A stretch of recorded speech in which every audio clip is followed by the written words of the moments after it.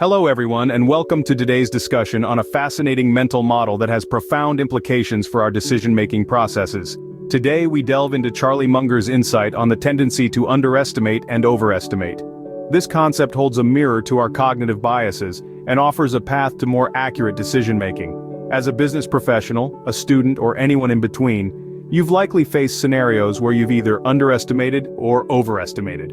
Whether it's planning a project, investing in a stock, or negotiating a deal, these biases can significantly influence the outcomes.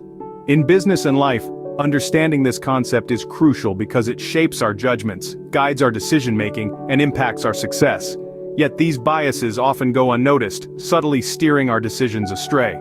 As we navigate through life and business, our judgments can be clouded by biases that lead us to either underestimate or overestimate certain situations. Let's consider a real-life scenario. Imagine you're planning a project with a tight deadline. It's a common pitfall to underestimate the time and resources needed to complete it. This optimistic bias, often referred to as the planning fallacy, can lead to rushed decisions, poor resource allocation, and ultimately, project failure.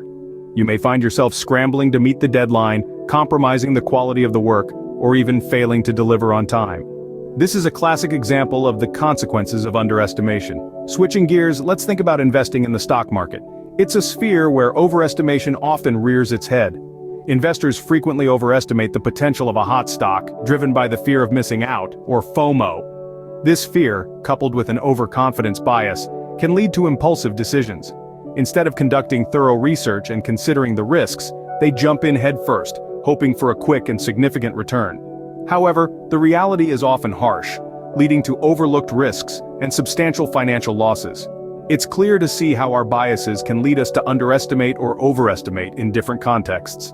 In project planning, an optimistic bias leads us to underestimate the time and resources needed, setting us up for potential failure. In the stock market, the fear of missing out and overconfidence can cause us to overestimate a stock's potential, resulting in financial losses when the stock doesn't perform as expected. These examples highlight the importance of identifying and counteracting our biases.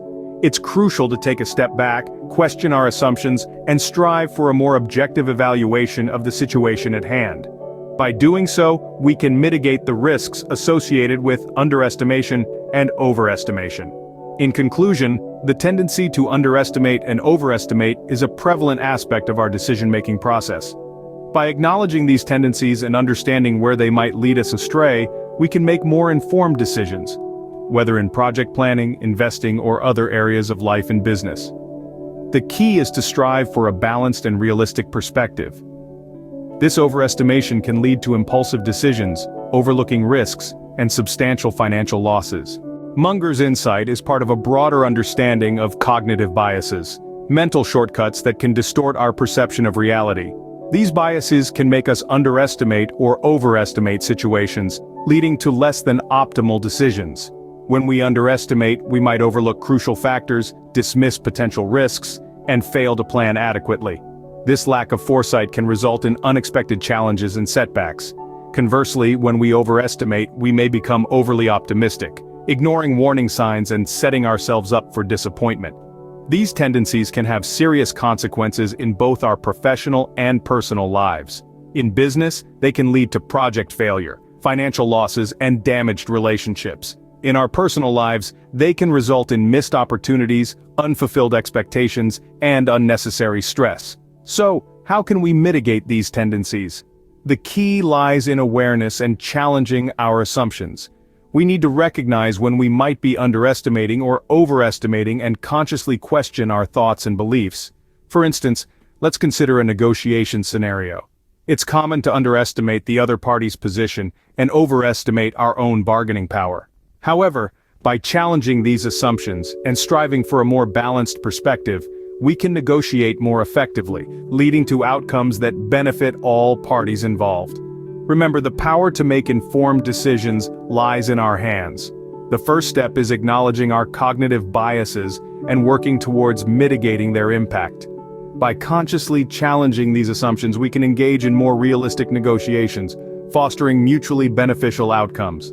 In conclusion, the tendency to underestimate and overestimate is a fundamental aspect of human behavior. We've explored how this can cloud our judgments in life and business, and learned about the wisdom of Charlie Munger's insight. By acknowledging these biases, we can strive for a balanced and realistic perspective, leading to better decisions. Thank you for joining us today. Remember, the next time you find yourself underestimating or overestimating, pause, reflect, and consider the broader picture. Until next time, stay curious and make wise decisions.